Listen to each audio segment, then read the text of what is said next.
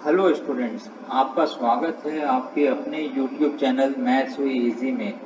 मैं उम्मीद करता हूं कि मैं आपको जो पढ़ा रहा हूं वो आपको समझ में आ रहा होगा।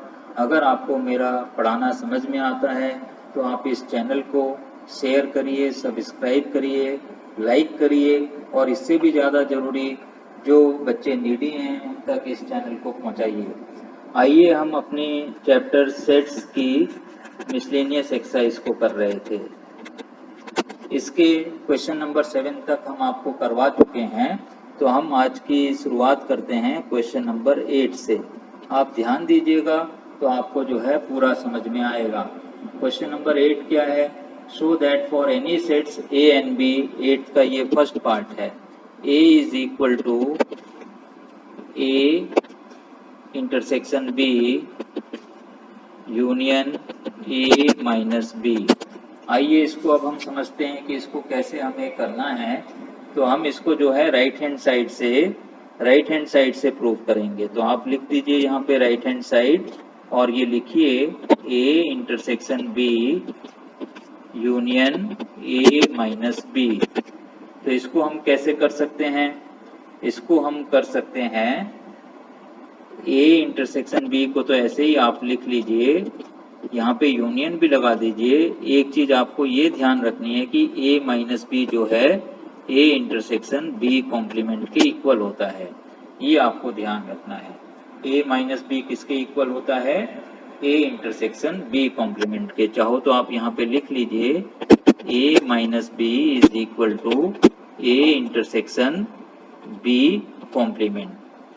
अब आप इसके अंदर ए इंटरसेक्शन को बाहर निकाल लीजिए, कॉमन टाइप का आप निकाल लीजिए। लेकिन ये है क्या? ये डिस्ट्रीब्यूटिव लॉ है। तो ये आपको क्या मिल जाएगा? बी यूनियन बी कॉम्प्लीमेंट, ये आपको मिल जाएगा। आप चाहें तो यहाँ पे लिख लीजिए डिस्ट्रीब्यूटिव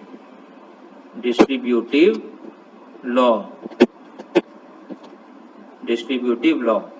अब ये बी यूनियन बी कॉम्प्लीमेंट क्या होता है? A intersection universal set. अब ए इंटरसेक्शन यूनिवर्सल सेट अगर हम करते हैं तो हमें क्या मिलेगा? ए मिलेगा। तो इस तरीके से हमने जो है इस सवाल को किया। हमने राइट हैंड साइड से शुरू किया और हम जो है लेफ्ट हैंड साइड में आ गए, ए में आ गए। अब इसका मतलब क्या हुआ? ये जो फर्स्ट पार्ट था, ये फर्स्ट पार्ट आपका प्रूव हो गया है। आइए इसी के हम सेकेंड पार्ट में चलते हैं। सेकेंड पार्ट में आपको क्या प्रूव करना है? A union B minus A is equal to A union B. तो इसको हम लेफ्ट हैंड साइड से ही प्रूव करेंगे। और जैसे पहले सवाल में हमने लिखा था, इसको आप लिखिए A union B intersection A complement, ये आप लिख दीजिए। तो ये इसमें भी अब आप डिस्ट्रीब्यूटिव लॉ लगाइए। तो ये आपका बन गया ए यूनियन बी, एक आपका ये बन गया ए यूनियन बी। अब इंटरसेक्शन का साइन लगाइए आप और लिखिए यहाँ पे ए यूनियन ए कॉम्प्लीमेंट।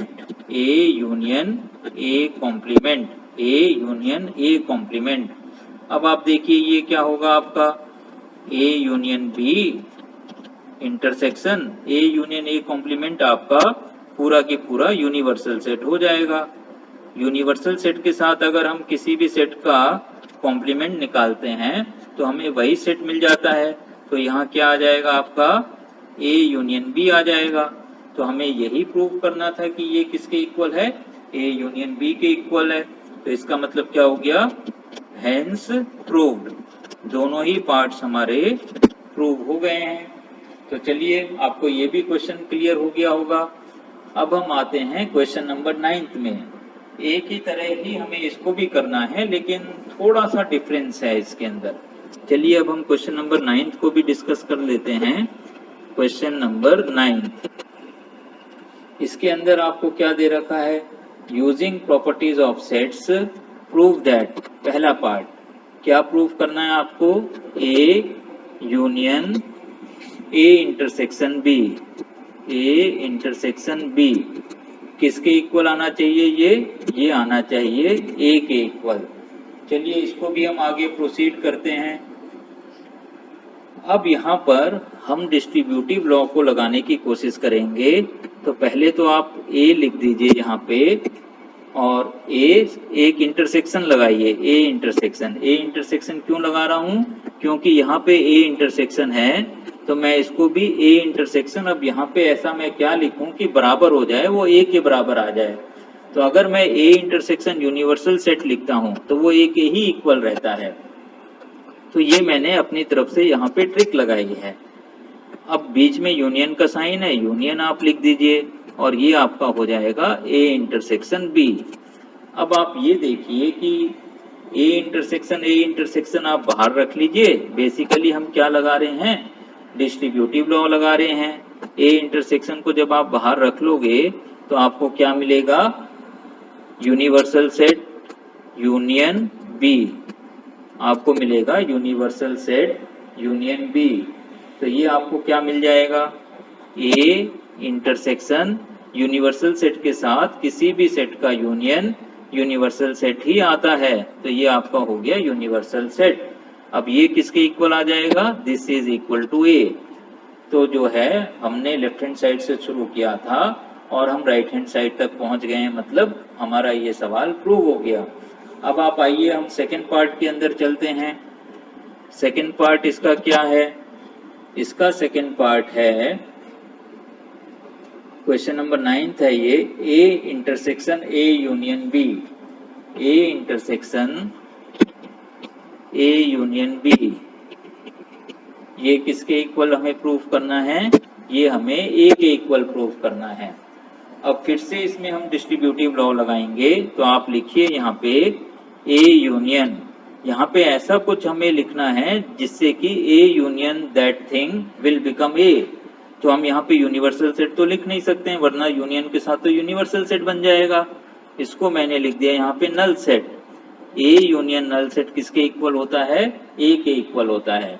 यहाँ पे आप इंटरसेक्शन लगाइए और ये आप लिख दीजिए ए यूनियन बी। अब ए यूनियन आप बाहर निकाल लीजिए, ए यूनियन बाहर हमने निकाल लिया। बेसिकली क्या लगा रहे हैं हम, डिस्ट्रीब्यूटिव लॉ लगा रहे हैं। तो ये आपका बन जाएगा null set intersection B. Null set के साथ किसी भी सेट का इंटरसेक्शन क्या होता है, नल सेट ही होता है। तो ये ए यूनियन नल सेट आ गया, और ए यूनियन नल सेट किसके इक्वल हो जाएगा, ए के इक्वल हो जाएगा। हमें यही प्रूव करना था कि ये ए के इक्वल है। तो हमने क्या किया, इस क्वेश्चन नंबर 9 के सेकेंड पार्ट को भी प्रूव कर दिया। तो आपको मैं उम्मीद करता हूं कि ये क्वेश्चन नंबर 8 भी अब समझ में आ गया होगा, क्वेश्चन नंबर 9 भी समझ में आ गया होगा। अब हम चलते हैं क्वेश्चन नंबर 10 में। आइए क्वेश्चन नंबर 10 को हम करते हैं। सेट्स की मिसलेनियस एक्सरसाइज है ये, sets miscellaneous exercise, question number 10। क्या करना है क्वेश्चन नंबर 10 में हमें, show that A intersection B is equal to A intersection C need not imply B is equal to C। तो हमें प्रूव करना है कि B C के इक्वल नहीं है। जब हमें ये प्रूव करना है कि B C के इक्वल नहीं है, need not imply B is equal to C, तो इसका मतलब क्या है, हम एक एग्जांपल दे सकते हैं। तो हम क्या करें, आप एक सेट A ले लीजिए, late A is equal to 1 2। A के अंदर आपने दो एलिमेंट्स ले लिए 1 2। अब आपको B भी लेना है, B सेट आप ले लीजिए 2 3।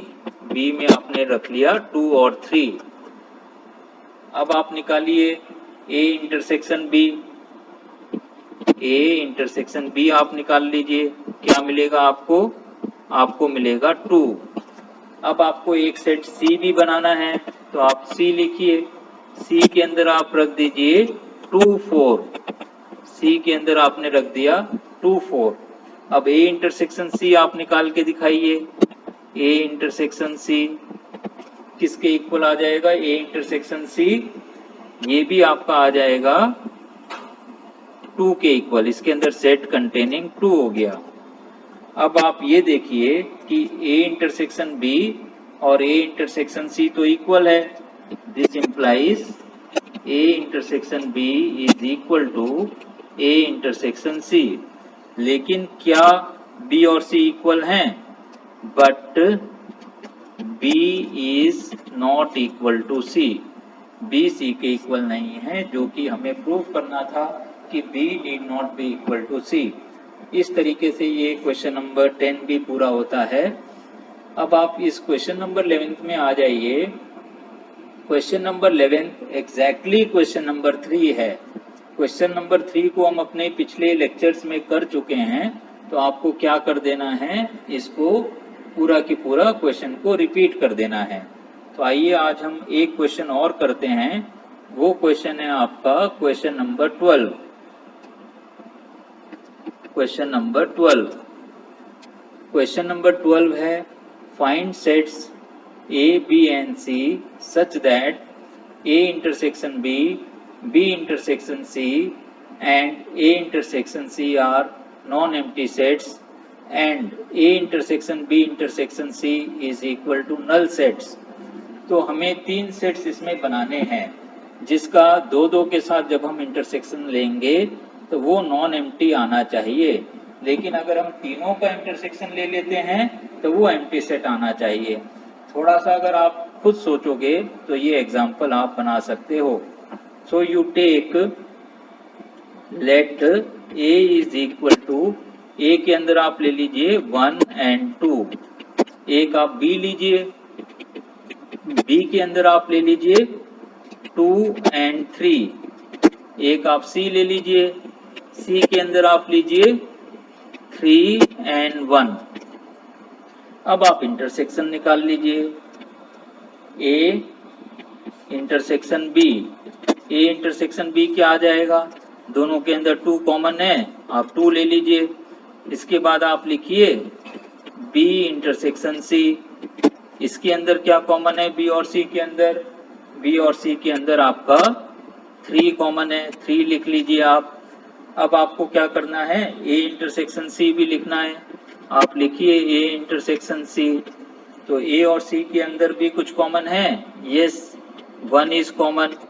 इसका मतलब क्या हो गया, A intersection B is not a null set, B intersection C is also not a null set, A intersection C is also not a null set, but A intersection B intersection C, क्या तीनों में कोई भी element common है, हमें ऐसा दिखाई नहीं देता है। तो ये क्या हो गया, A intersection B intersection C is equal to null set, hence proved। तो मैं उम्मीद करता हूं कि आपको मेरा ये लेक्चर भी समझ में आया होगा। अगर आपको मेरा पढ़ाना समझ में आ रहा है तो इस चैनल को आप शेयर करिए, सब्सक्राइब करिए, लाइक करिए, और इससे भी ज़्यादा ज़रूरी जो नीडी स्टूडेंट हैं उन तक इस चैनल को आप ज़रूर पहुंचाइए। इसके साथ ही आज की क्लास को हम यहीं पे ख़त्म करते हैं।